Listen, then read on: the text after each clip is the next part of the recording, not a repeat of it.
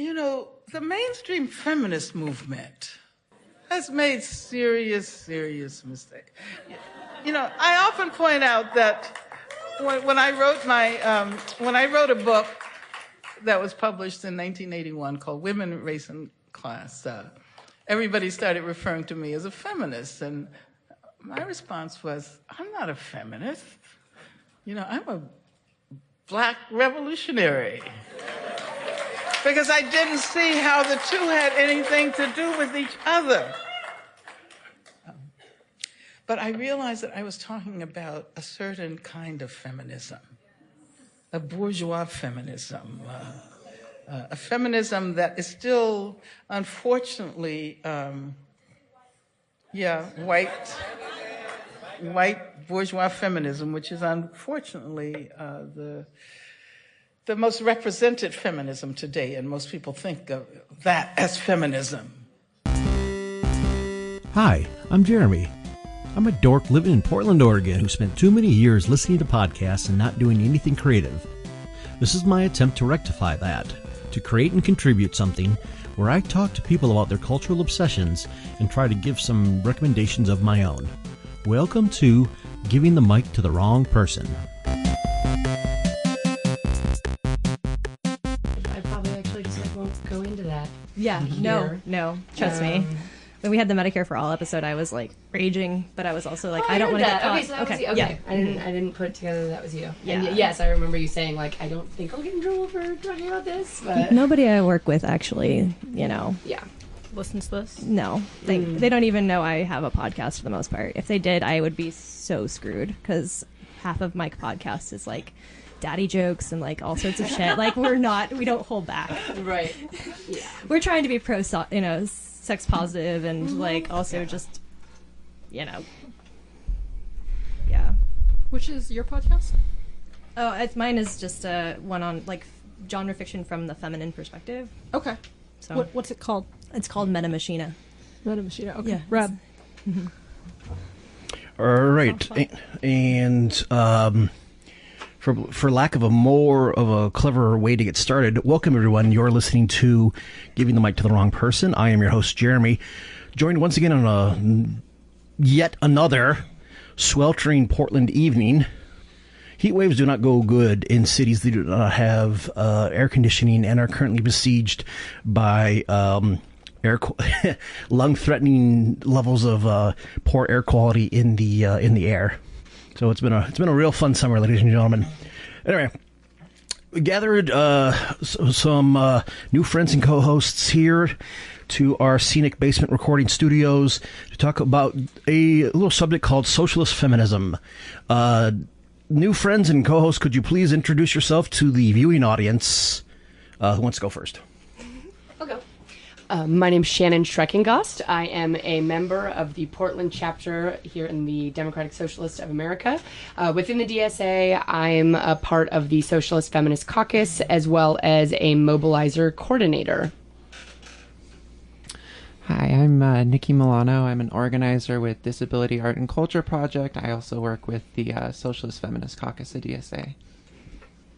Hi, my name is Becca Edwards, and I'm with the DSA's Medicare for All Caucus and organize both of them as well as the Socialist Feminist Caucus.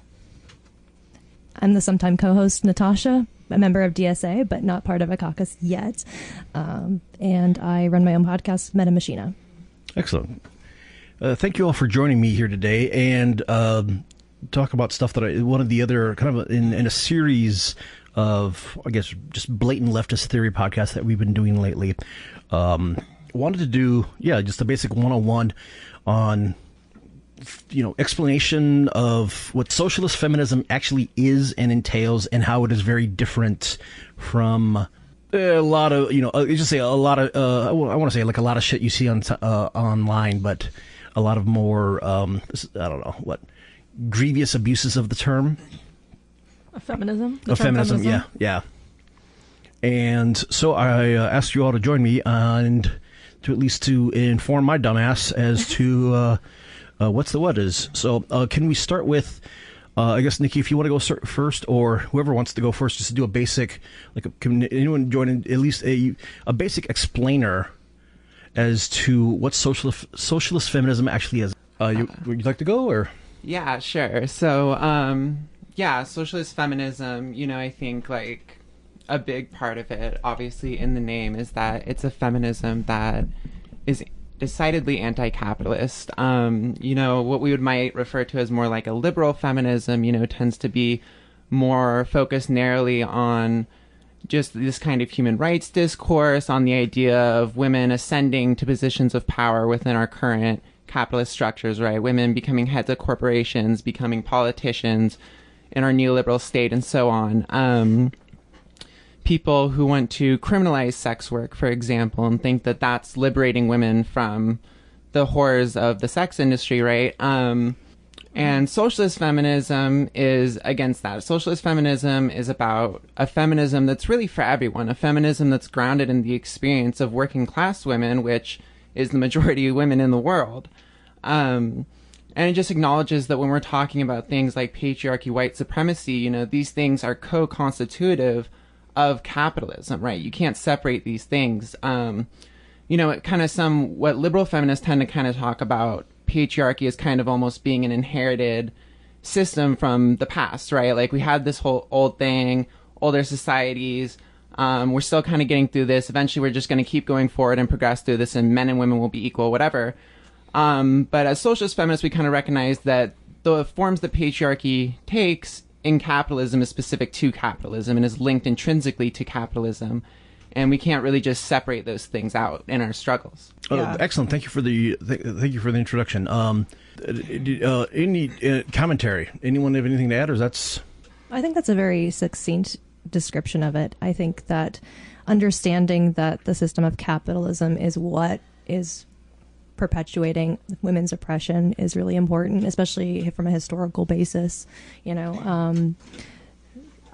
Jeremy was able to lend me Caliban and the Witch, which I remember being introduced to because I was listening to Season of the Bitch podcast, which is the socialist feminist podcast, in my opinion. They're doing an excellent job with it. Yep. And when reading that book and understanding the historical context for how capitalism enabled the oppression of women and people of color, you get much more of this larger perspective that I think goes against what we have been raised with second wave feminism and basically fighting this obscure idea of the patriarchy as being sort of separated from it. So I highly recommend that book, and I highly recommend just understanding that we're never going to get past it unless we become socialists. I think it's like it's the opposite of the lean in feminism. Yeah. Right? Like it's not the idea that you can just push harder in the same system in order to get your rights. That you have to change the system. So definitely the focus on working class women versus women like rising up into power and the classism that's there. I think that's integral to why it doesn't work. Why corporate feminism, liberal feminism doesn't work. Yeah, we'll be distinct on that.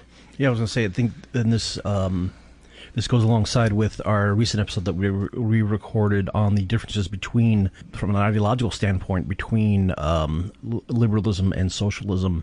To shed a little bit more light of, can we talk about I want to talk about the differences in it between socialist feminism versus liberal or corporate or what they call carceral feminism.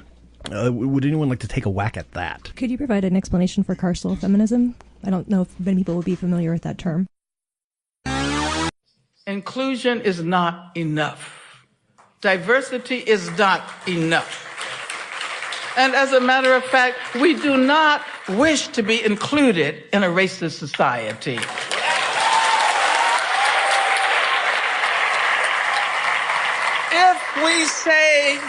If we say no to heteropatriarchy, then we do not want to be assimilated into a misogynist and heteropatriarchal society.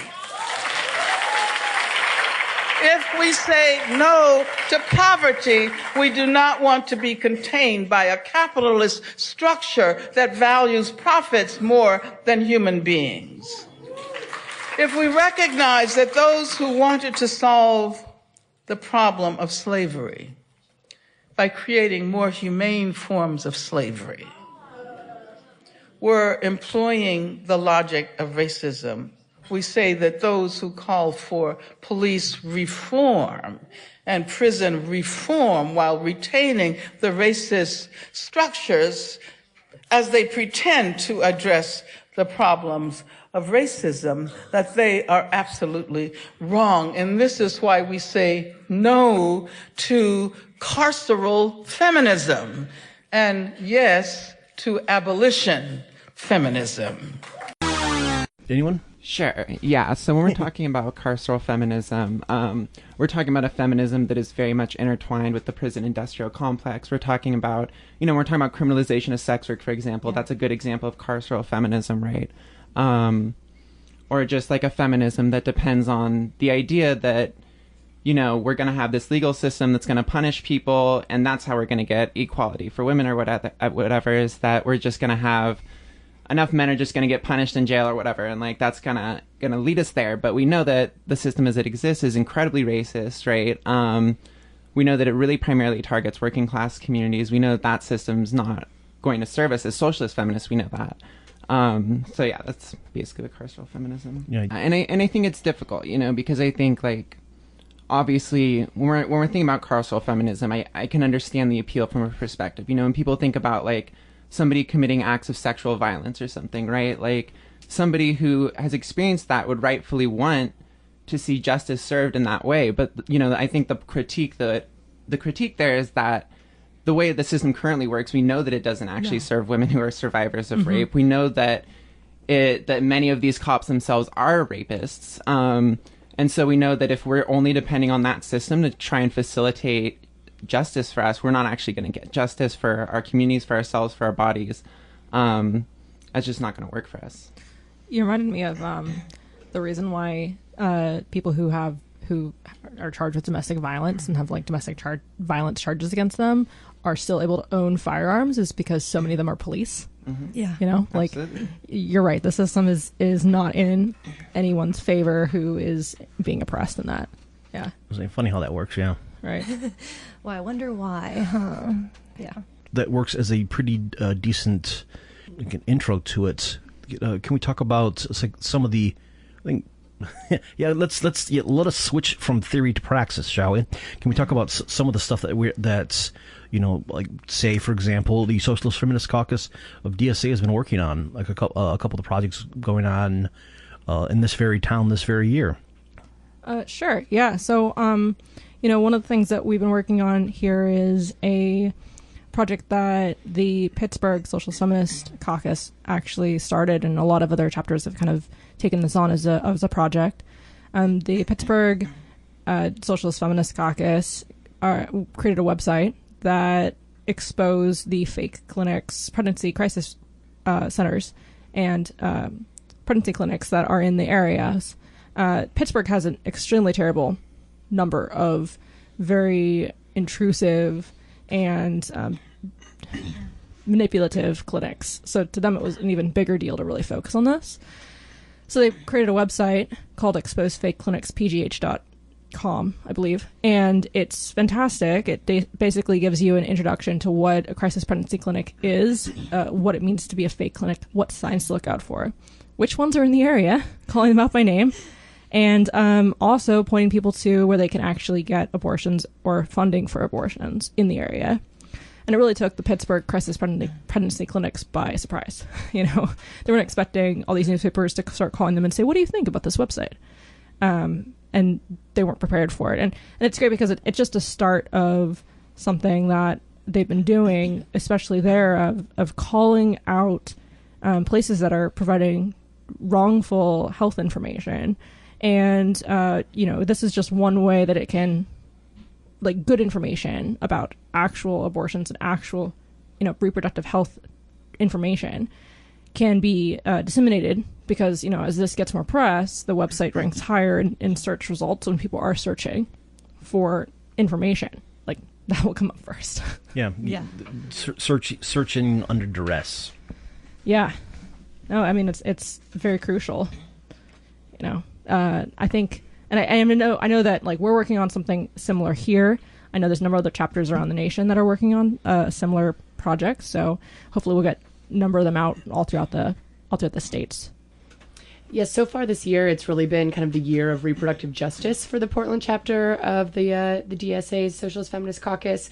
We also participated in a national abortion access bowl-a-thon with our awesome team, the Battleship Potemkin. So that was pretty fun. And we raised some, I think it was like $1,800. I think we were just shy of about $2,000 for abortion access and abortion services in the end, which for our first year out in a national event, I'm stoked by. And I think nationally, the fundraiser raised over $2 million. So I'm really proud we were a part of that. And then we're also currently working on putting together a discussion panel / workshop that's going to be looking at the interconnectivity between reproductive justice in light of Measure 106, which is going to be on the ballot in November here in Oregon. And that is a bill that is looking to remove the ability for abortion providers to receive public funding for those services. So that would potentially very greatly limit abortion access for Oregonians. And then additionally, that is really looking at how we can work in partnership with the Medicare for All efforts within our chapter and regionally, and see how we can really get out some information about Measure 106. We're also exploring different ways that in light of FOSTA and SESTA, we can support local sex workers. So I'm pleased that we've had a number of local sex workers kind of come to our chapter and engage in the Feminist Caucus. And I'm really excited to continue that discussion and hear from them what we can do to support them and support the community. Awesome. Yeah, that is the thing about the crisis pregnancy centers is that there's like what, between 5 and 10 of them around here at least in Portland Metro alone. I just remember because I've never seen the signs for them, because there used to be one that was very prominently located at either 8th or 9th between Broadway and Weidler. That one which has fortunately been shuttered by now.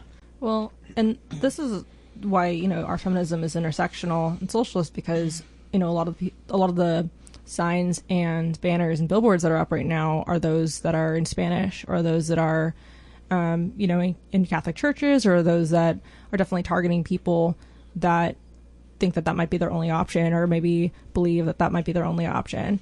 And that's a very specific form of targeting. And I think we need to be aware of that, because we might not see them in certain areas, but we're going to see them in areas where, people are more likely to be in a very concerned state, like be in a situation where they might have to, for instance, if a crisis pregnancy center gives them wrong information or delays them, the cost of abortion can really skyrocket. So it could be a real impairment on what they're paying or what they're able to pay. What do can someone shed what do these centers actually look like? Because I'm trying to think of. I've seen a number that kind of look like these comfy home setups, right? And so it really, I would assume inside, I haven't been inside, but have a really homey feel. And then I've also seen some others. I think there's one down in the Sunnyside Clackamas area that is a kind of in a strip mall setup. It's a little business office complex. So I think you see everything from more of that almost corporatized faux medical look to that really inviting warm space where you can talk about your options and get that care. So looking at one right now, I think this is the exact one. Jeremy just pulled up a picture down in Clackamas that I was thinking of, and it looks like it would be right next to a Spirit Halloween store. So it's just a corporate pop-up faux abortion clinic. Yeah. And do we understand who's funding these currently? I'm assuming it's probably, of course, religious right and conservative movements, but yeah, that's so sketchy. Oh yeah, that's definitely it. A bunch of Christian organizations or Catholic churches, and mainly it's that. They really are trying to get other funding as well. They'd love to get state funding and so forth. So that's also a concern to make sure they don't get anything like that. But for now, it's just donations from churches, and it's just so tricky. Not what they're doing is not tricky. It's just trying to talk to people about it who come from that background. Because I come from that background. I come from a conservative, very Christian, pro-life background.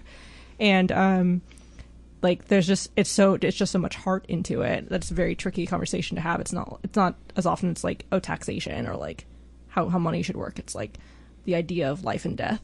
So it's like, okay, like we need to, like, that's important to have those conversations. Not right now, obviously, because like they're literally trying to get rid of funding. But like, how do you convince people to come over to the other side is always something I'm thinking about. That's a very difficult conversation, argumentation to have, because it is such a personal, moral issue for so many people.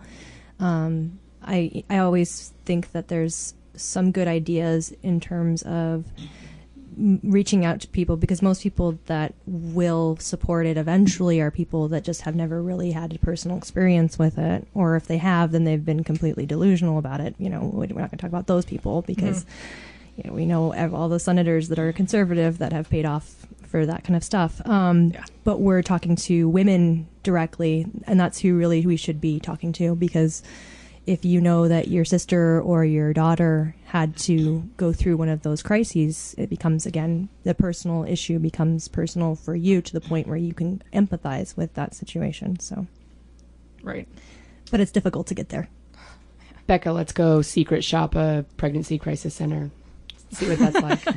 Okay. I'm actually kind of curious, to be honest with you. Yeah. I really want to know. I mean, I'm very curious, like, how immediate they're kind of trying to push their agenda, or if they even dress it up as a medical experience first and foremost, or if they really just want to sit down and counsel. I really am very curious, and I would be intrigued to honestly try to go and secret shop and just be like, oh no, I don't want an actual examination. I just want to talk about my options and just see what they have to say. Yeah. See what kind of pamphlets they're pushing. It's like going undercover at the Scientology Center. But yeah, there's at least 5 or 6 of them around. Some just literally called Pregnancy Resource Center. Mm-hmm. Yeah, that's the name that's been used around here. That specific phrase, like Pregnancy Resource Center, and so like they try to get off that it's not a service, like it's a resource, right? So it's information. Yeah, and that's what they push. They're like, if you want more information, come in. We'll talk to you. And I think there is some legitimacy to targeting if there are medical practitioners in those centers, which I don't know for sure if they are or not. But if there are, their information is public, their medical licenses are run through the state. They should be exposed. I'm just going to say that. Like, it's absolutely necessary to put pressure on people that are performing these not services, whatever this is really, that, you know, they have an obligation to the community because of how they're supported by it. So. Right. No, exactly. The paperwork exists. Mm-hmm. Oh, sorry. You were saying. I would just guess also with these centers that there is a crossover locally to those who are fighting to get this, 106 on up for vote, because I know that was very much kind of faith-based Christian right groups that really headed that effort, and I just wouldn't be surprised if there's a strong kind of commonality there. Mm-hmm. I think what I've heard is the most like intense people who are pushing like Measure 106 are also the people who are working in the pregnancy resource centers, or the people who are working in crisis pregnancy centers. So that's not surprising if that's like their job and also their passion. But the people probably who aren't as like caring or passionate about it are people who are not working there. So like talking to those people. Yeah. They are doing canvassing as well, so yeah, we need to be just as. I think the last time Measure 106, also, I mean, separate from the crisis pregnancy centers, but Measure 106 was trying to get rid of the funding for abortions. I think it came up last in like 1988, but like it was also pushed from like a white perspective. So like that's another big thing of like, we have to make sure this is intersectional and like not just about like white women and white people. Like this is not. We've grown up a little bit, Portland. Like we're gonna be socialist about this. Working on it. Yeah, working. Come on, gosh, come on, Portland. Well, and just as you were saying, in targeting communities, having Spanish-speaking communities, and it is a racial justice issue. They're taking the cultural context of these individuals and weaponizing it in a way. And I find that extremely disturbing, because if you do look back on the history of a lot of some of these things, they are from almost a racially motivated perspective, right? They're wanting to control communities of color. They're worried about population growth. They're concerned about all of these really disgusting and horrible things, but they're trying to mask it under the guise of being supportive and interested in taking care of the community, which is absolutely not the case. So you need to kind of expose that as well as being part of that. So it is, again, a racial justice issue that we need to be concerned about. Or I don't know if you want to put the hashtag and just make it a hashtag in the like comment, down below in the summary of the YouTube video, maybe instead. But like what you're saying, it's totally about racial justice. Like that. I mean, I don't know how many times I've heard from the other side that the true racists are the Democrats because they kill millions of unborn babies a year. So, and specifically they're the racist ones because they're killing black babies. They want to do that. And so it's like, well, there's a racial tie regardless, but what is this? Like what avenue are you coming at if that's what you believe? And yet you're also the ones who are saying we want our a country for our white babies and our white children. Like definitely different people who are pushing different angles of this debate, different angles of the argument, but at the end of the day, they're still ending up at the same place, even if like the argument's against what they say. Absolutely. I mean, that was so apparent in the like weaponized effort in Texas to shut down abortion clinics and also hospitals that would perform abortions. And you just saw that it was very much a way of dividing communities. And basically, you obviously will have access to an abortion if you are, in a middle-class white family. They're going to find a way for you.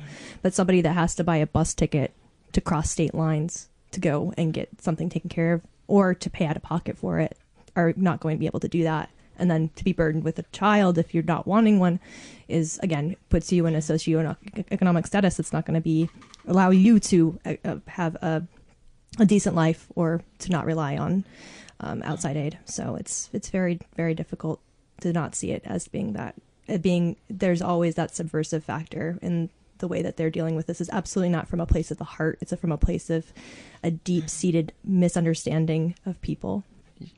Yeah, no, I agree. I mean, I think too, like the hypocrisy of it comes out, and it's like, like these people say that they're pro-life, but like they don't care about like any of these kids once they're born. They don't care about supporting these mothers. Like in the U.S., we don't have like government subsidized paid maternity leave. Like we don't have these things here, so you can see where those priorities really go. And it's like, they don't care about like the kids being poisoned by lead in Flint and elsewhere across the country, right? Like we have children in cages. Absolutely. We've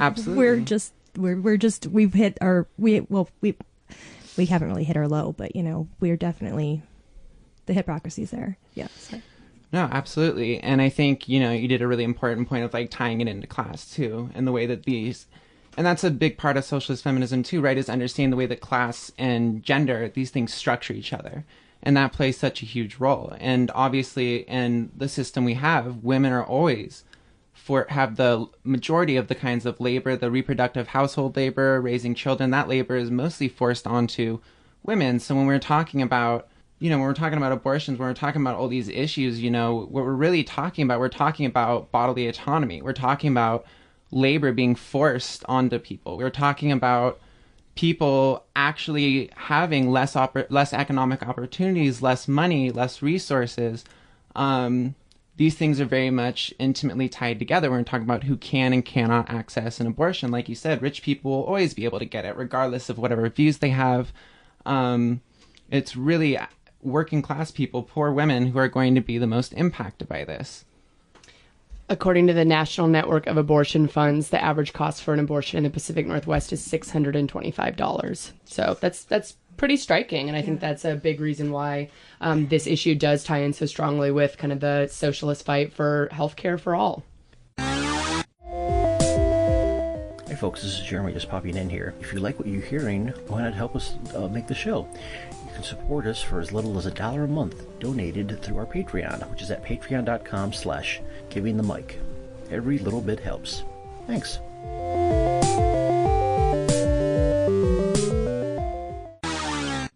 See, can each of you, if you would, give a little bit of your own history of what kind of led you to this awakening, this radicalization, this kind of the sense of what was in terms of like just popular ways of thinking about politics and feminism and culture, all that stuff. What was not enough. I think like if you like to tell your story, if you will. Yeah, I guess I can think of a couple things. I mean, I think like there's lots of things that like radicalize us gradually throughout our lives. I mean, I think anyone who's grown up, who is a girl, has experienced so much sexism from such a young age that like that in of itself is already plenty to justify these kinds of politics, right? But in my personal journey, I mean, it's been a lot of different things. One thing, my biological father was only in my life for a short period of time. He was a cop. He was very abusive, very racist, sexist person. And, seeing the kind of stuff that him and his friends would get away with was definitely something that I noticed at a younger age. Just dealing with different stuff. I was involved in sex work as a teenager, and that's definitely informed my perspective a lot. But I think what first got me into actually going out to protests and stuff like that, I'm originally from California, from the Bay Area. And when Oscar Grant was murdered, and the protests that happened around there, that was the first thing that kind of started really pushing me in the direction of radical politics, started getting me out into the streets, going in different actions, kind of exploring that more. And then I continued doing that. I did different student organizing, different organizing around queer issues, in solidarity with workers, and prison abolitionist organizing has been a big part of my life as well. Awesome. Thank you, Nykki. I was like, whoever wants to go next door, we can always, yeah. We're all just like shrugging over here like, yeah. I know. So I grew up in a really rural environment in Washington State, and my father died at a pretty young age. I was 13 when my dad died, and it was just me and my older sister and my mom. And we went from being, kind of a quieter, group of women a little bit under the thumb of my father to being some loud ass bitches. And it was really cool. I think I had the unique privilege of watching my mother go from, really being a quiet woman who didn't think critically, about politics and things going on in our communities. She really just kind of did whatever my dad said on a vote level. I guarantee every year she just said, or every 4 years or whenever, because I'm sure she wasn't voting like, midterms, but every year for the primary, just like, oh, who do I vote for? And whoever he said, that's what she did. So watching her really come into her own person was a pretty interesting privilege that I think a lot of children and teenagers and adult children don't get to experience. So I'm pretty thankful for that experience, and it actually really empowered me and helped me find my voice. And she's continued to do that, and I find it really inspiring. But at the same time, I know when I went away to college, pretty like stereotypical, white liberal story there, but I went away to college and really started thinking more critically. It took me like leaving the island I grew up on and, engaging in a more diverse community, because where I come from really isn't, to just see like, oh, there are like so many different ways of thinking and being. I just wasn't exposed to that, as like simplistic as that sounds. I just wasn't exposed to it at a young age. And so having that exposure, and then also taking a lot of just women's and gender study classes. I was a women's and gender study minor in school and learning from a lot of really incredible queer professors. But I remember coming home and telling my mom that I was going to do that women's and gender study minor. And she goes, oh, are you going to tell me next thing that you're a lesbian? And I was really taken aback at that time, because I was really grappling with my own sexuality and realizing that, I was a queer identified person, and I was just so frustrated by that. So it's been really interesting, I think, for me and my family, as we're kind of like growing together from this really small town. I don't want to say it's like oppressive, but it's very homogenous, one way of thinking and being, rural place. Provincial. What's that? Provincial. Yes, exactly. Very provincial. So, I don't know, that definitely, throughout that, once again, kind of stereotypical, but, very much radicalized a bit in college. And then I served 2 years of AmeriCorps after college. And my kind of call to serve, I think in part really came out of my upbringing. I was a 4-H kid, which is all about service. And so I really wanted to continue to pay that forward through AmeriCorps service, which is serving for the man. I mean, you are a government employee, or a government volunteer, I should say, in doing that, which was a really interesting experience. But that's what brought me to Portland, and just seeing, being in this mostly very progressive city, or a city that likes to fly a progressive flag. There's obviously things we can be working on, but that really did open my eyes. And the first time I ever went out to like a protest was actually a Planned Parenthood protest. It was one of the first times, or I wasn't protesting Planned Parenthood, I was standing with Planned Parenthood, but there were people who were protesting, and just that really invigorated me and was just like, damn, I want to show up for this stuff all the time. I was very much kind of someone who would sit at home through those things, being very frustrated by the state of things, but not actually engaging, and just seeing like, wow, this is the power of the people showing up together and taking a stand. I was just really like jacked up on that. And so now my service has really continued through different volunteerism and in now the DSA. Yeah. Awesome. Let us take a quick break and we'll be right back. Why is it that we never have enough with just what's inside of us? Today, we must scream at the top of our lungs that we are brave, we are smart, that nothing is only fear. Push it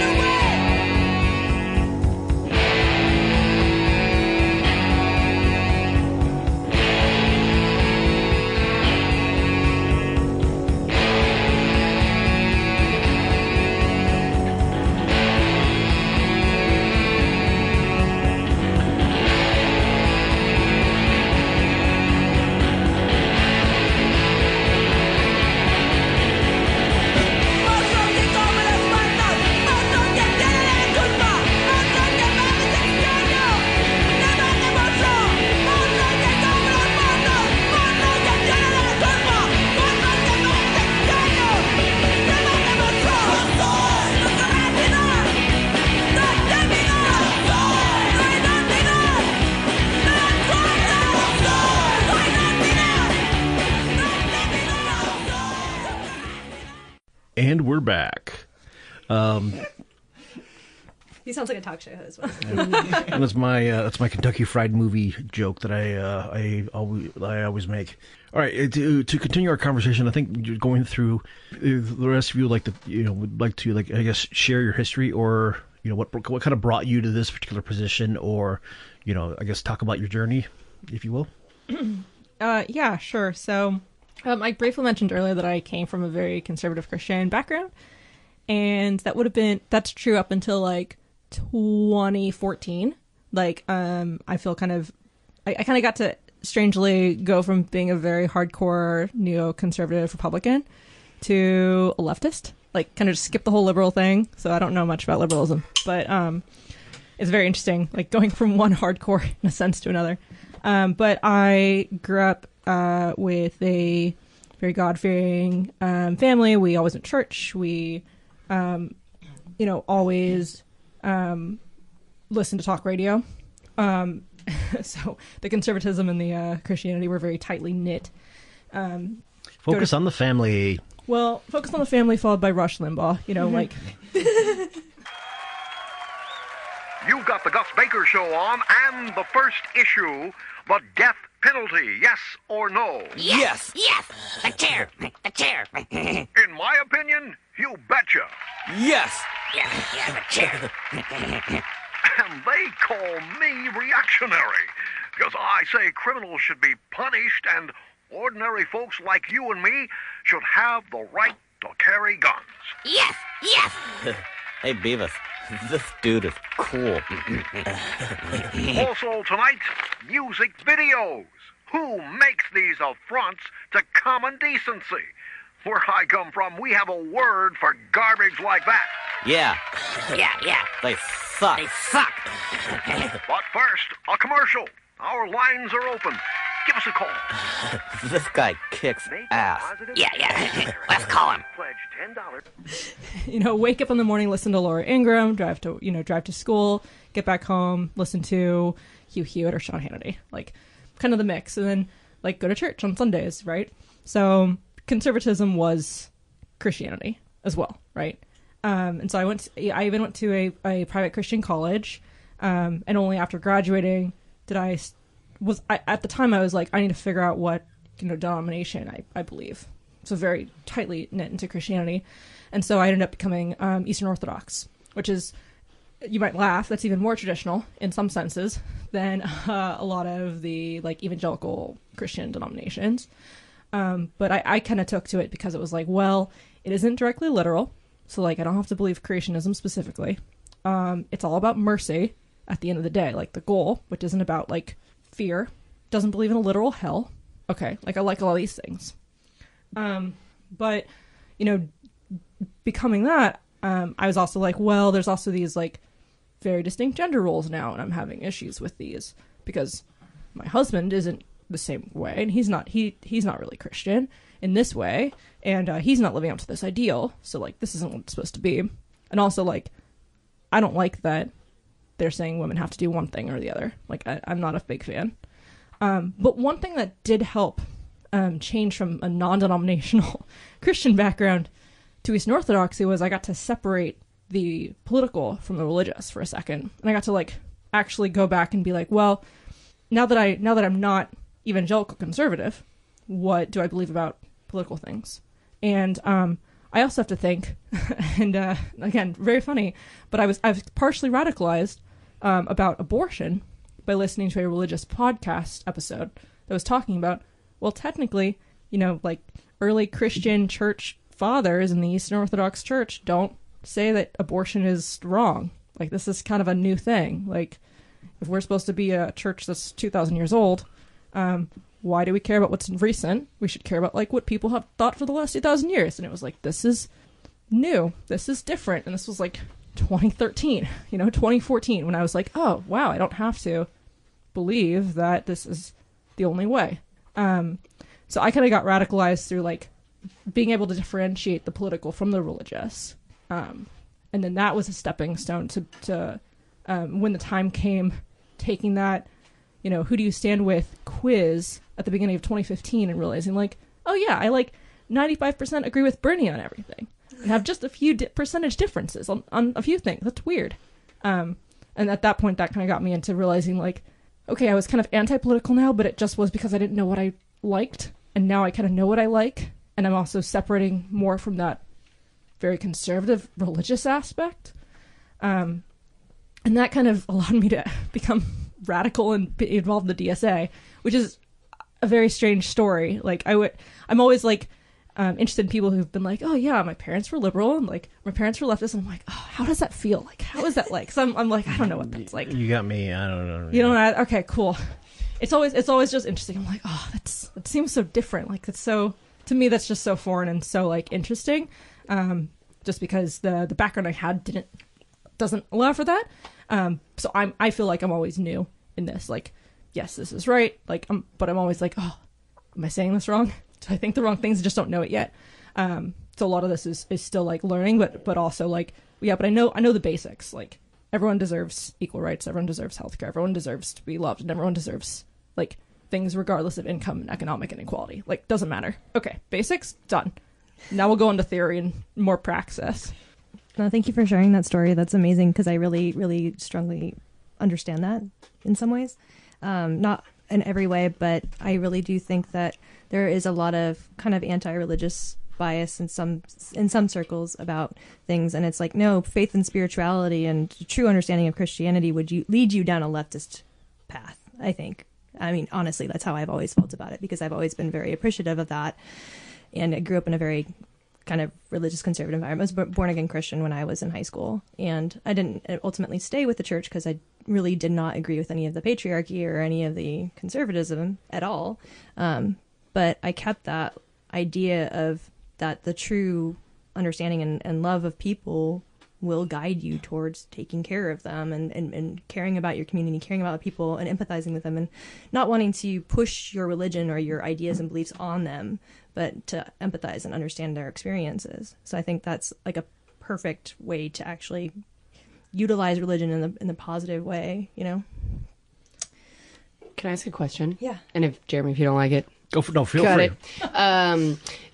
So it sounds like, the three of you all do have some kind of commonality in your experience, like, Nykki with your father and the police and, then conservative Christian, for you two. Do you in your radicalization, have you been able to kind of talk across the table with family, or do you just really put those differences aside and no talking about politics at Thanksgiving? Or, I mean, have you talked across the table? Do you see any progress for family or former friends, or do you just really put it aside at family time? No, I think personally I've been very vocal about it. My grandfather sent me a Ben Shapiro article stating that millennials don't understand about the Holocaust. And I was like, do you understand that this person is deliberately supporting neo-Nazis in our time and place? I could give you 1,000,000 links. If you ever send me anything like this again, I will not talk to you. And I mean, you can definitely have those conversations with people who are open to them. But when it comes to certain things, like, there are limits. So you have to set your boundaries, especially as a woman, because I feel like a lot of times I'm being patronized too by older male relatives. So if it's a family member that is open to hearing my experience, I will listen to their perspectives. But you just have to have a limit to it, right? I mean, feel free to crack a beer on here, because like that's totally like normal. Yeah. I mean, I think I have to crack a beer just thinking about it, right? I mean, sometimes it's like you really want to.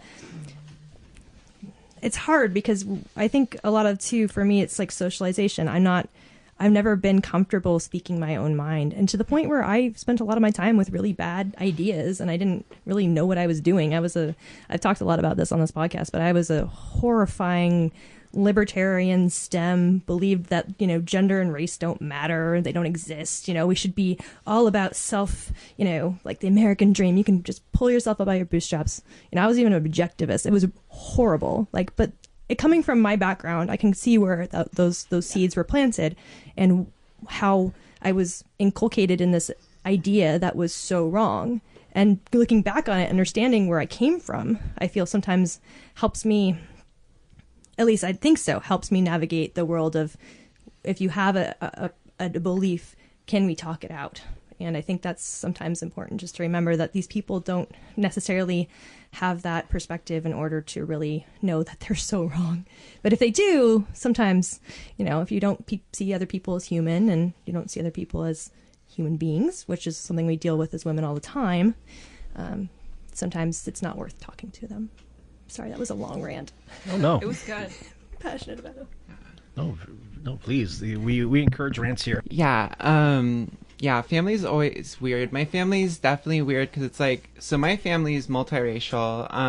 A lot of people in my family are working class, some middle class, but, and my family has a pretty wide array of politics. Like, some people have pretty conservative politics. I mean, my grandparents who are from the Philippines, like, they watch Fox News like all the time, right? Mm-hmm. Even though, from my perspective, I'm like, that is completely against your interests, right? Like, as your entire being, that is just, but, then there's other people in my family who are a little more, like, I would say the most left people in my family besides Mika would be like the Green Party, kind of like that kind of thing. And then my biological father I haven't talked to in like 10 years, so, but, I mean, I definitely talk with my family a lot about this kind of stuff. I mean, everyone in my family knows me as like the communist, the whatever, like the fuck, that's Nykki. She just comes and talks about whatever shit. But yeah, I feel like some people are receptive, some people aren't. It definitely depends. And it's complicated, but I think it is important a lot of the time because at the end of the day, where you're starting from, we're talking about organizing ourselves, at the end of the day, we start from just like organizing with our coworkers, organizing with our neighbors, like organizing with the people in our immediate communities. And family can definitely be a part of that, and it can be complicated, especially for a lot of queer folks, for example, like I'm queer. I'm lucky that my family's very accepting of me. But a lot of people don't have that. And there's a lot of chosen family for people too. I also spent a lot of my childhood hanging out with people whose, a lot of whose parents were on drugs, were alcoholics, people didn't really have homes. We spent a lot of time together in the streets doing drugs ourselves in a lot of unsafe situations. And a lot of those people ended up in different places, some of them have great politics now. Some of them are still in their old ways. Some of them ended up in jail, unfortunately. So the conversation of family and just like the way that kind of influences us is definitely very complicated. the ways that we build communities beyond that too, I think is very important as well. Yeah. I know for me it's tricky because I'm not fully, like, my family kind of gets where I'm at a little politically, but there's a lot towards my family I haven't really talked to them about. Yep. Same here. Yeah, I mean, I don't really feel like I can a lot of times. Like, I feel like I'd have to have, like, we're going to all sit down and I'm going to tell you, and then we'll see what happens. There might be, who knows what the fallout will be. Yeah. I don't know. I haven't gotten to that point yet. But another angle, which, because you were asking about, like, talking to people and, like, how people have navigated that, who are conservatives. It reminds me of the people that I went to the private Christian college with, because, you know, some of them have become more progressive or even socialist. Maybe they haven't come out as that to a lot of people that are in their circle of very conservative Christians. And others have become very conservative Christian or very conservative, either libertarian or, neoconservative or even sort of fascist. Yeah, full on like dominionist stuff or something, yeah. Oh, I mean, well, we talked earlier about my background, but, like, I didn't tell y'all that for a while I, like, was slightly monarchist. I was like, obviously, if the Bible says that, like, rebelling against your masters is wrong, the Revolutionary War was wrong, so we should still be under Great Britain. You kind of sound like my tradcath friends in Britain that are, I mean, not my friends, but people I follow that are really odd, you know? Oh, yeah. No, that was, like, me. After a while, I was like, well, the logic makes sense. Like, that's fine. I mean, at the same time that I was, like, potentially working on, like, a libertarian website. So, like, it was very conflicting. I didn't have my views under control. But, like, it's interesting seeing people, especially as Black Lives Matter started growing, like, in the Christian circles, like, how did people respond? Because that I saw that moment as the moment when people started dividing in Christian communities, and even just the conservative ones. Like, some people would be like, well, gotta be more careful. Other people would be like, no, that's just wrong. And, like, that started having in the, like, the conservative Christian Facebook groups and communities and friend circles, like, that was the fight, like, what was happening with Black Lives Matter. And then after that, everything just kind of, like, tumbled. Everything just kind of started falling from there. And more divides started happening. But, like, in my perspective, I'm totally down to talk with anyone about it. And I feel like it gives me a good opportunity to understand already their perspective, because I came from it. So I can be like, yeah, I understand how you got there and why you think that. And, like, your reasoning in itself is valid if your worldview is that small. I don't mean that condescendingly, but, like, if your worldview is, you know, half the size of someone else's, all the logic is consistent because you make it consistent. It makes sense. There's a madness in a small worldview, but it's also a logical consistency. So I don't have a problem arguing with people and discussing things with people.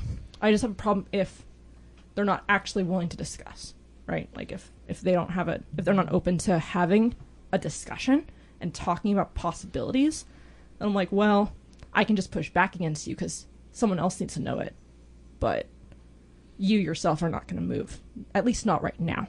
That doesn't mean you can't. And I've seen people change from, like, really drastic, you know, areas, including myself. But it just means that maybe right now you won't. And that's okay. And it's on them. And it's on them. Yeah, not on me. Yeah. Especially as a woman. Yeah. Not on me to explain everything and argue with them. Yeah, and I think we have to pick our battles, too. I mean, and I think at the end of the day, too, I mean, part of the reality of politics is we are going to have enemies. Like, there are going to be people who aren't necessarily going to be persuaded or whatever, especially, like, when we're talking about people like capitalists who hold a lot of power and stand a lot to lose. And so I think it is also an important thing to think about, too, is, like, when we're kind of talking about educating people and stuff, who do we really want to be educating? You know, for me as a socialist feminist, my answer is, like, members of the working class, right? Because I see that as the revolutionary agent that is actually can make this world better. Yeah. You know, I'm not interested in getting into a debate with, like, some millionaire, billionaire, or somebody who's even a fascist, right? Because for me, it's like, if a fascist decides not to become a fascist, that's great. But also, most people aren't fascists, so it's probably better to start there. You know, like, people talk a lot about, like, oh, how do you get, like, Trump supporters on, you know, to be more leftist or whatever? And it's like, when you look at how the election actually went, like, most people didn't even vote. Yeah. You know, I think that's a much more important demographic to be thinking about how to get it involved into like socialist movements than trying to convince Trump supporters, right? Yeah. I think that also comes from an angle of like, if I just think of the right thing to say, I can change their mind. Right. But most of the time, it's just the working conditions or the conditions of life that like change you. Like, yeah, I just don't think like the smartest thing or the most perfect line to say at a specific time or the perfect moment is going to make a difference. It's going to be the working conditions that lead up to it before then, or just the conditions that lead up to it before then. Absolutely. Because we've talked about this in our Medicare for All episode about how the idea of canvassing is always relating on a personal experience. Finding that connection with another human being that is so fundamental and visceral. Asking that question, have you or any of your other family suffered through something like this? Even if it's not even directly related. What is this thing that has hurt you and harmed you about the world? And how would you like to see it changed? And would you be interested in changing it? And that is so powerful. And you can activate people so easily that way, because when they start to realize that it is worthy of changing and it can be changed. Because I think a lot of that election was about the idea that things were just going to be the same and perpetuate. And we were never going to be able to change the system as it was. But if you've been looking at the world since that election happened, we've been changing a lot. A lot of things, even if they don't have a direct political moment within our own circles or our own praxis, like something like the Me Too movement, where people don't tolerate that, the general idea that this is just what happens anymore. And you're seeing this slow shift in culture, which I think is important. And I think we need to take advantage of that fully to wake people up a little bit more. Something I'd left out of my kind of personal bio is that I studied journalism and really thought I wanted to be a journalist. And one of the things that really drew me to that was the basic concept of helping give voice to the voiceless. And I think at the end of the day, when it's talking to people one-on-one through canvassing, or even you bring up the Me Too movement, it is really helping, give rise to those voices and helping show people your vote makes a difference, you speaking up makes a difference, you have a place in this community. And I think that's something that I really struggle with, and one of the things that inspired me to even ask about, talking across the table with family or others is I feel that recently I've been very shamed in conversation about idealism. And I just think that, if we're all a little more idealistic together, we can all see that brighter future and build that better world together. But it does really, I think, require helping people to see that voice. And I think that even just starts with a vote. Yeah. Yeah.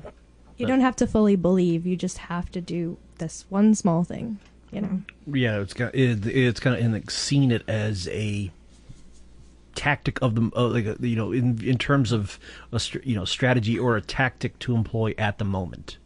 It's kind of the here in Oregon, the certain things like the Democratic primaries are closed, which means to vote in them you need to register as a Democrat. Mm-hmm. The kicker is that there is a lot of, I don't necessarily say signaling, but there's a lot. It seems like a lot more brouhaha around, people, whether they have it registered as a certain thing or not.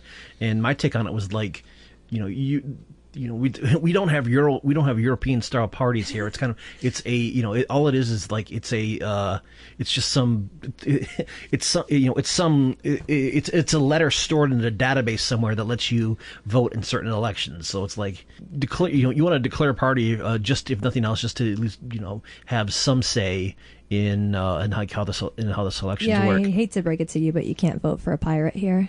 So may as well vote for a Democrat because it's the lesser of evils. And not like a lesser of evils. Typically, if we work on a local level, we've been working, I think DSA has been the best example of working on a local level to institute change in different areas.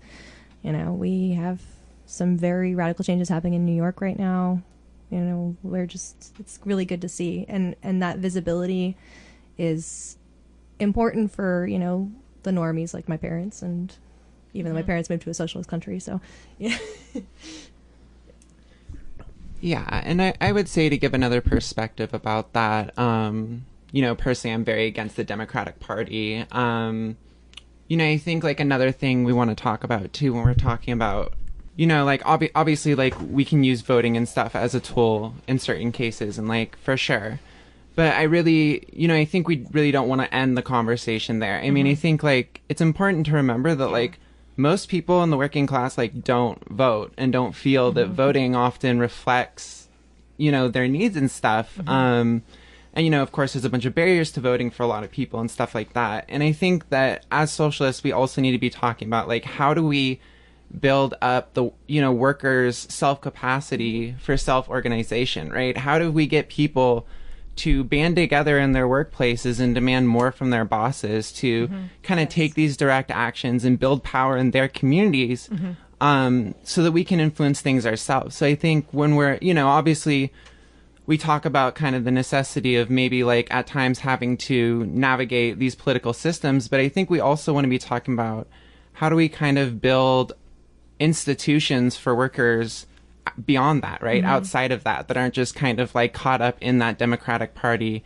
network, but is actually going to serve our interests. Because at the end of the day, I don't think the Democratic Party is going to serve us. I think maybe some socialists, may attempt to try to use that, but even then we see folks who do come in with that intent and they get pushed further to the right just by virtue of being in that circle, just by virtue of how that party structure kind of limits what is possible there. Yeah, they've been institutionalized.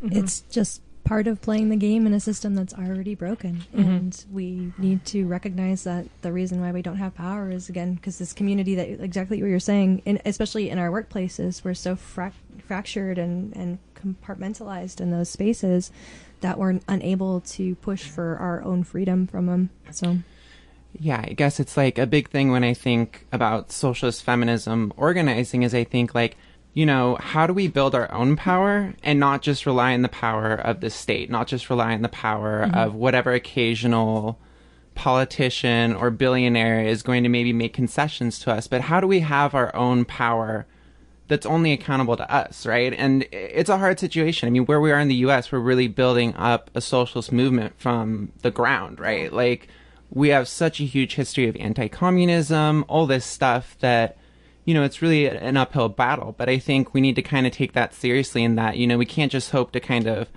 come in and just like take the base of the Democratic Party. We have to kind of build our own base for our own movement and build our own power in that way. And how we do that is obviously a very long conversation. But, I think the work that people are doing around here and just kind of like informing people, and building our own, like, ensuring greater access for people with abortions, fighting for our communities in this way, like, that's where we start, right? And we keep trying to build that power. We keep trying to build our capacity, get other people plugged in who weren't organizing before in their workplaces, in their neighborhoods, and yeah. Excellent. All right, and on that note, we'll take a quick break and be back to do recommendations and wrap up the show.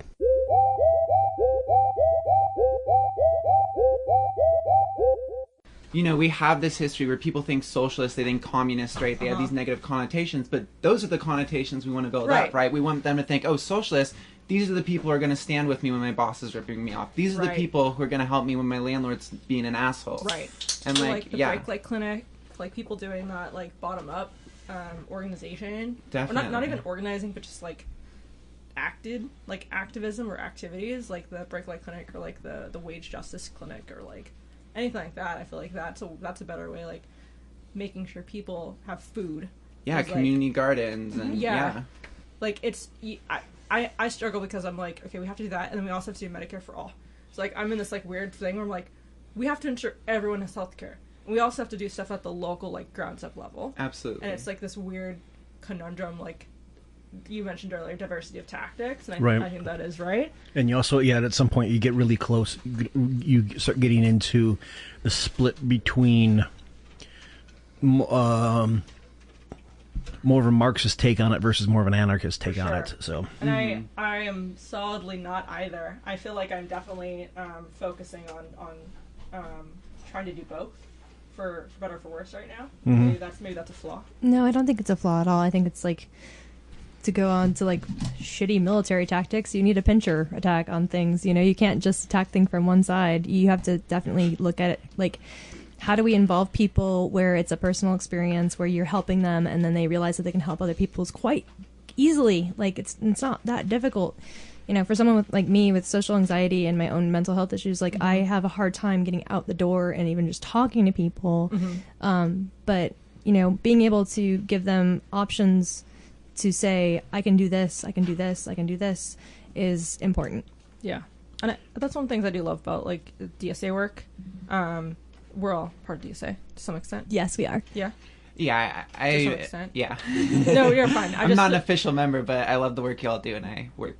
Yeah, you work with us. You come to meetings. You're fine. Yeah. I think you are a member of DSA. Yeah, okay. for sure. Even if you don't, not a card carrying, I think if you are supporting the movement in any way that you can, I think it should be important to make sure that people understand that, because, like, I think for a lot of people, they do fear the whole organizational aspect of it, or, feeling like it would become a burden or a requirement on their lives. No, it's not going to be that difficult. Like, even if you're just understanding the issues and trying to support them in any way that you can, that is part of a movement. Definitely. Yeah. All right.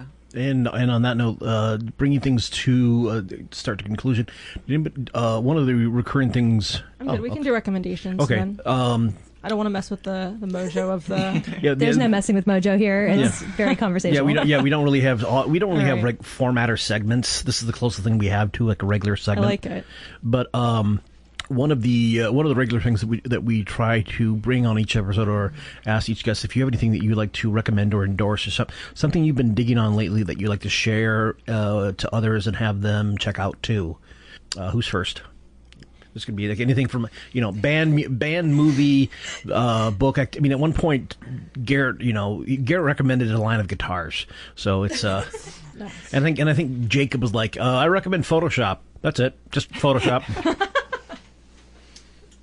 I'll go first because mine's like super light bubblegum pop bullshit, and I feel like others might be heavy. So we'll start with the fun. Yes. So I can't believe I'm going to recommend this, but I have recently gone down an internet video K-hole of a series that is produced by Funny or Die, who I don't endorse, but I love this fucking video series, and it's called Zach Morris is Trash. And what it does is it breaks down Saved by the Bell episodes, pointing out the incredibly terrible, like Machiavellian, like awful, manipulative ways that Zach Morris takes advantage of his friends.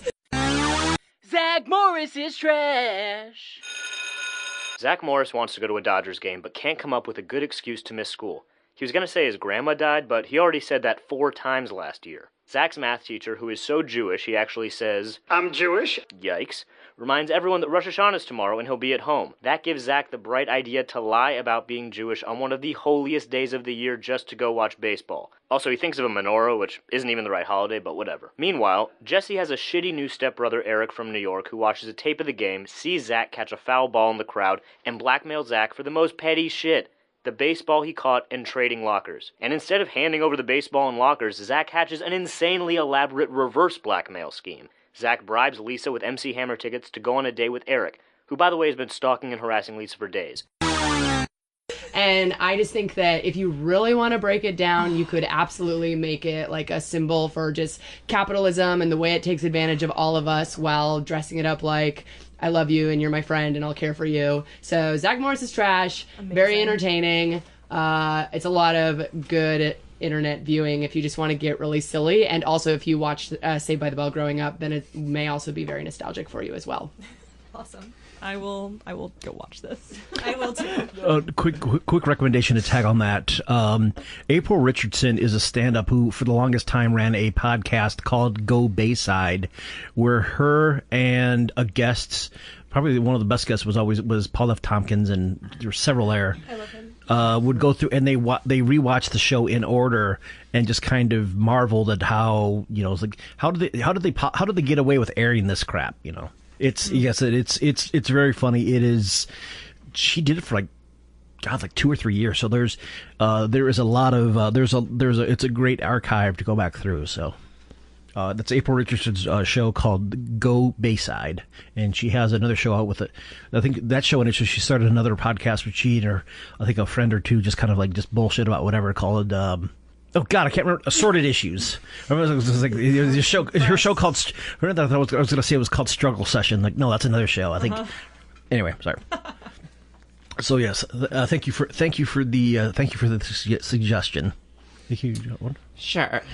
I have 2 recommendations. The first one is become a socialist. That's my recommendation. Yes. You know, go to your neighbors, go to your coworkers, figure out shit that's fucked up in your community, and start finding ways that you can all work together to fix it. My second recommendation, I am a big literature nerd. I just love literature. I got my degree in world literature and cultural studies. I'm currently reading a book by Jordy Rosenberg called Confessions of the Fox. And it's a really awesome retelling of the story of Jack Shepherd, the famous thief. It's retelling the story of him as a trans man. And it's basically taking 18th century literature and mixing it with some Marx and some queerness. And it's really great. So if you're at all into just reading good books, fun fiction, or if you're a literature nerd like me, definitely check that out. Excellent. That's awesome. I'm excited to read that. So my recommendation is for Black Klansman. I went to see it with a large group of friends, including one that was visiting from Alberta, Canada. And it was a highly entertaining movie. It is a retelling, it's definitely a fictional version of nonfiction events in terms of the first Black police detective in Colorado infiltrating the KKK. A dramatization. Dramatization, yep. Mm-hmm. They do it in a really interesting and very metatextual way, and it was extremely emotionally jarring in a good way. So they definitely have this element of humor and fun to it, but they also have very poignant, very emotionally resonant sequences where they're showing the reaction of the people dealing with the racism that is endemic to our country, and kind of setting it up as here is where we began and here is where we are, and to the point where I left the film shaking and crying. And I ran into a coworker who was doing the same thing, and I've never had a conversation with her really, but seeing her in the same state and getting to kind of like go, okay, yeah, this is what we've been through, was really, really important. And not to spoil the film in any way, but they do touch on the events of Charlottesville. And, of course, this movie came out on the anniversary of Charlottesville. And I think that it's really important because for my personal experience, I was extremely radicalized by that event. I went through a lot around that period, realizing that our country was so insanely fucked up. I think we all kind of had a little bit of a moment there where we understood that things require active emotive energy to go out and to confront these things, and it's hard to deal with because I think a lot of it is how can we affect change and how can we do this in a way that's safe for people, like for women or for people of color, because it's very difficult for us because I think that you are a target or that you are someone that can die in these situations quite easily, unfortunately, in this country. So yeah, I think it's a really great way to experience the history of racism in our country and also to just understand the current events and how they led to where we are now and how it is systemic and endemic, and that the only way that we can fight this is definitely socialism, for sure. Yeah. Thank you. Yeah.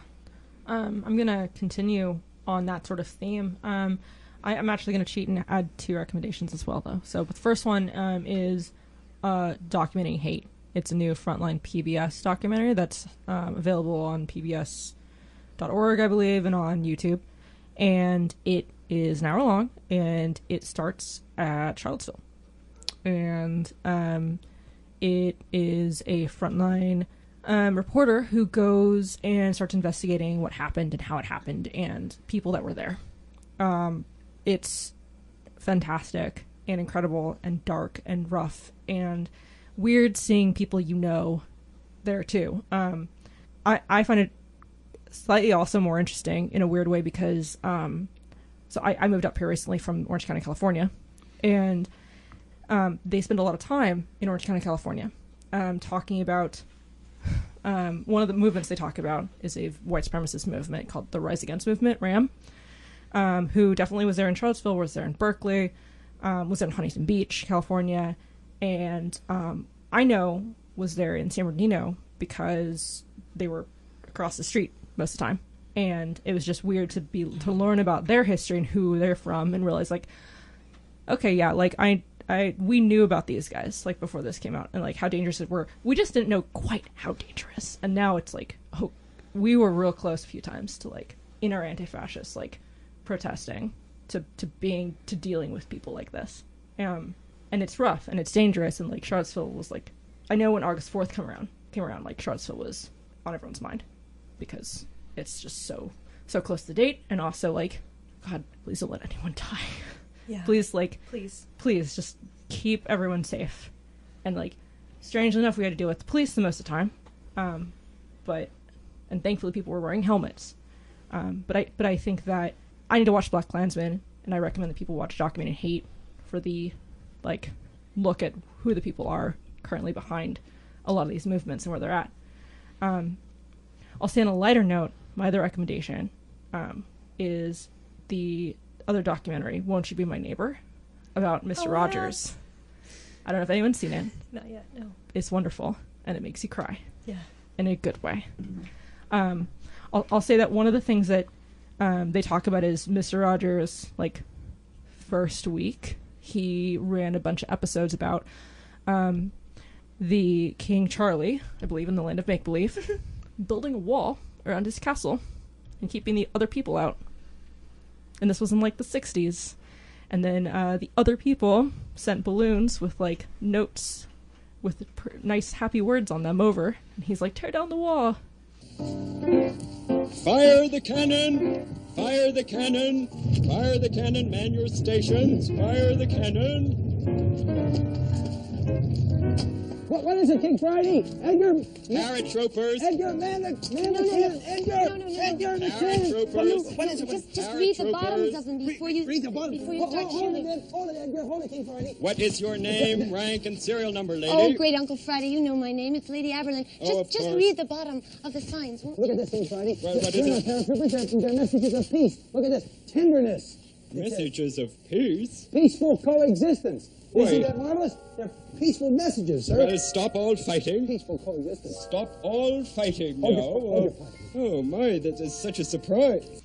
And it was just like, wow, okay, like, this was something Mr. Rogers was dealing with 60 years ago, and we're still dealing with it now. But it also means that, like, people can instill that sort of idealism that you mentioned earlier, and that sort of, like, care and love of people as individuals just as they are. And at the end of the day, as our neighbors. Excellent. Thank you very much. Yeah, I'm sorry. You're good. And last but not least, I'll recommend a book. It's a couple years old called Playing the Whore. It's the work of sex work by Melissa Gira Grant. One of the books that was put out between Jacobin and Verso.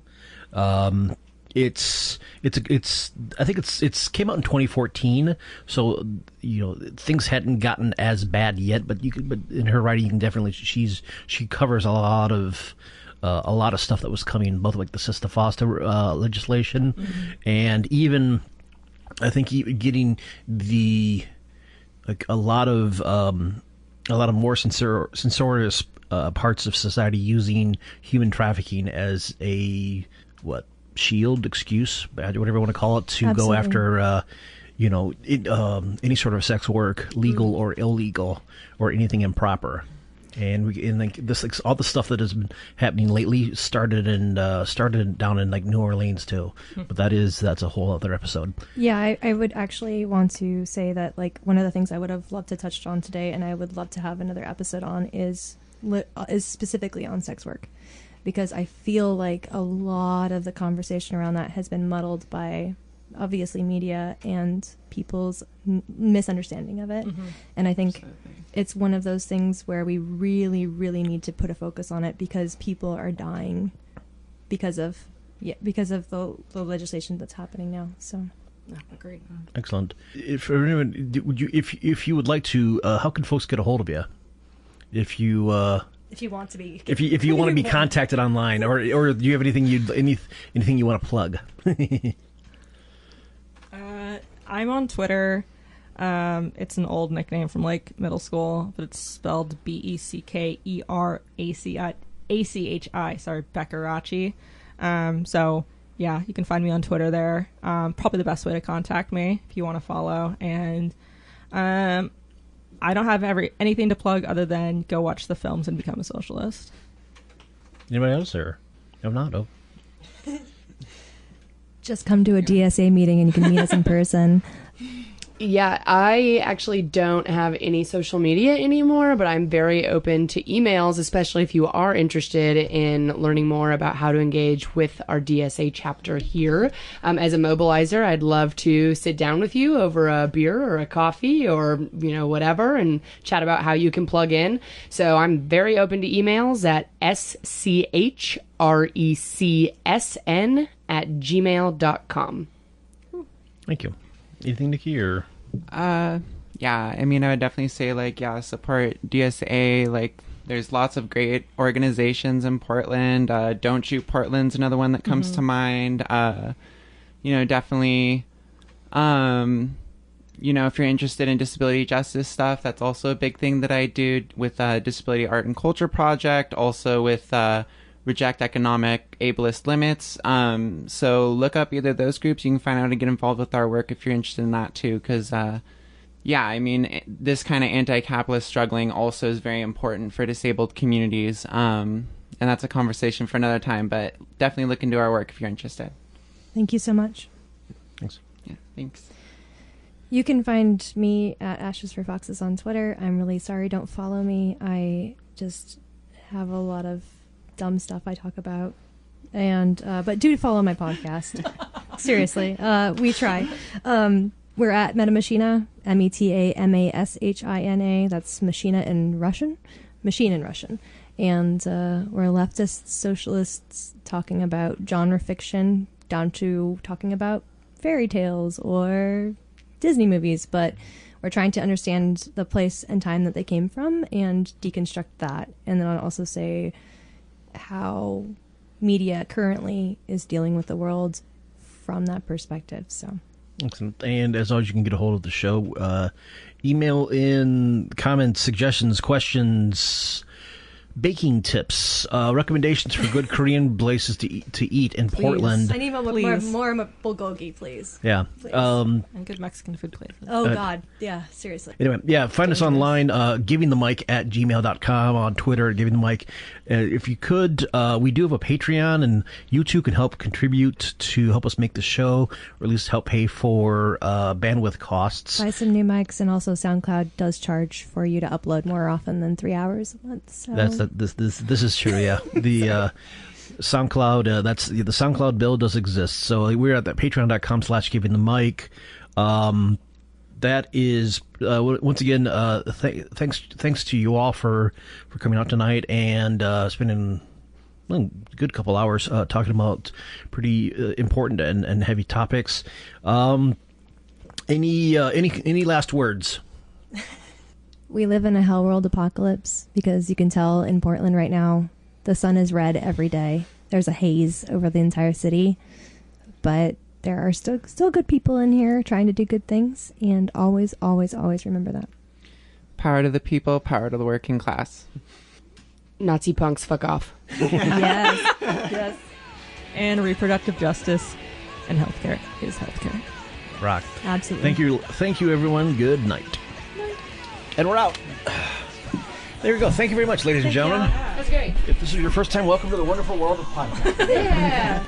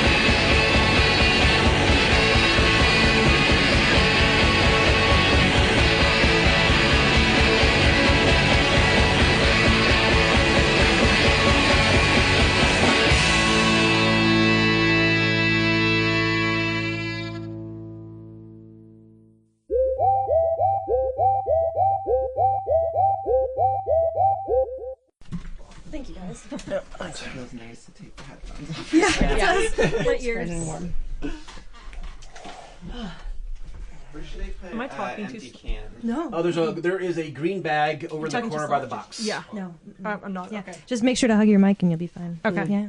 Why is talking about oneself hard? I'm like, I'm rambling. Shut up, Shannon. No, I think it was super it's interesting. So Yeah? good. Where Okay. can I ask you where in Washington? Yeah, I'm from Whidbey Island. Okay, I grew up in the Snohomish River Valley. So Oh, okay. Born and Mhm, raised Everett, Marysville, Washington, everywhere. Oh, we competed against you in, sports. Yeah. Yeah, so I'm from the South End, so, because Whidbey's like a Yep. big weird spectrum, right? So yeah, I'm from like The fun part. yes, yes, I Well, think so. They have the really strange run fair and like all the kind of fun stuff is like in South Whidbey. It's super weird. Yeah, and it's a really weird, like, because it's not a small island, it's a big No, it's a island, huge but the island. North End is like Super rich. It's very rich, and that's where the military base is. Yeah, So that's where if we wanted to like shop at a Walmart or like go to Yeah. a movie theater, that's where we had to go. Yeah. And then the middle is just like all very rural cow land. Yep. And then the South End is like pretty hippie turned yuppie. Yep. Most, like for me growing up, like most men commuted off the island to either Boeing or Microsoft. Yep. And then most like wives, it's super like, They would just that's what it actually is. literally That's just stay the there. life. Yeah. They stayed there, and if they had jobs, like worked for the local grocery or were like a part of the It's school super district. hard to keep. It's and that's super it. expensive to commute off the island. It's crazy, since especially now. So when I was growing Yeah. up, so my dad It was worked cheaper for when you were growing up, Boeing yeah. before he got laid off Mhm. when I was, I think, like 8. But he, you used to be able to like park a car on the Everett side Yeah. or the Mukilteo side, Yeah. and so you just had to pay the walk across price, which you only did one way, which Yeah. back then was like $3. Yeah. And so, but then they even did away with that lot, the commuter lot. So now everyone has to drive both ways. Yeah. It's crazy expensive. It's an extreme privilege to even be able to leave Yeah. the island, frankly, because the ferry boats are so expensive. It's messed up. And the Whidbey Island ferry boat's actually the cheapest of the island is, ferry yeah. system, or like the Ferry system, the yeah. ferry system in Washington. Some of the other ferries are like over $100 just to Yeah. leave your Sorry. island. Yeah. I don't. It's a weird just horrible. way of being. Yeah. Yeah, it's a really strange upbringing. I mean, I graduated high school with the exact same kids I like went to kindergarten with. Yeah. And there was, I mean, just no diversity. And I remember like Yeah, only- Washington's the whitest state ever. We had Yeah. like one black kid in Monroe, Washington, and it was like, it Yes. was insane. Yes, we he was had- in a punk rock band. He was like, I just had Right. to Yes. deal. we had one black kid in my whole high school, and he was adopted, so Yeah. he was like super just Yeah. Caucasian culturally. And then I remember, sadly, like we had one kid who came out very publicly as gay, and he was like Bullied. mocked out of the school. Like he Oh my God. had to leave the school and homeschool throughout Yeah. because he felt so unsafe. Yeah. And I remember he wrote a letter to the editor in our newspaper explaining why he was leaving and how terrible it was for him. And I had a psychology class at the time that I was a junior when this happened, and this fucking psychology teacher talked all about how, well, if you put a target on your back, what do you expect? Like, if you show up wearing a feather boa, of course, like, boys are going to make fun of you because boys don't dress that way. It's like, fuck. And actually, one of my greatest shames and regrets in life, like, I didn't, That you didn't speak stand up. up. Yeah. I didn't Because say if anything. we were I just kind of was younger, like, it's- I knew it was fucked up, Yeah. but I was like, I just didn't Yeah. speak to authority that way at the time. And now I'm just like, fuck you. And I've since like reached out to that person and been like, cause I was like pretty friendly with him. I'm just like, dude, I'm so sorry I this don't was your know, experience, and I'm like ashamed that more of us didn't stand up for you. You know? Yeah, absolutely. It's It's really fucked up. hard in those small. Like my graduating class is 300 people, and I mean, almost all of my friends who are queer came out after, Mhm. way after, because they were so terrified of that. Because it was a very Christian Mm, rural mhm. environment where you know, I used to read tarot in school and I got like yelled at and like You're a witch. Exercised Yeah. by somebody Oh my I was God. friends with, because I was actually really good friends with a bunch of Christians, you know. Yeah. Yeah. But anyway, yeah, It was a too. weird time. Yeah, it was. You're just trying to survive, you know. I know. And It's just- everyone is. I was just trying to like fly under the radar. I just Yeah. wanted to get out of there so bad. Yeah. I've like never gone back for more than 2 days since I moved out at 18. Like Christmas. I'm like, Mom, you get Christmas Eve, Christmas Day, I'm out. Yep. Like that's it. Bye. And For even now sure. I'm like, nah, fuck that. I stopped doing that even a couple of years ago. I'm like, Well, nah, I hate sorry. going back and seeing how just sad it is. Mhm. I know a lot of my friends still live there and Oh, they yeah. work in the same places Yep. 15 years later. Yep. And I'm like, why? Yeah. It's a thing where I'm from that, like, I have a ton of friends who married the person they started dating in 7th grade, freshman year. Same. And even I remember, like, so I followed my college or my high school boyfriend to college. And when I broke up with him, my friends were like, well, how are you going to meet, like, a nice island guy now? And I'm like, I've met all the island guys. I'm not interested. Yeah. I know them all. Yeah. No. I'm looking to get the fuck away from that shit. Like, Does anybody have any hard outs, time wise? not really. Okay, just want to make sure. Like 8:30ish would be awesome. That's cool. You know, we should be wrap it done up long pretty before quick. then. So yeah, I just want to make sure no one needed to like leave in like 14 minutes or something. So No, okay, you're just good. want to make sure.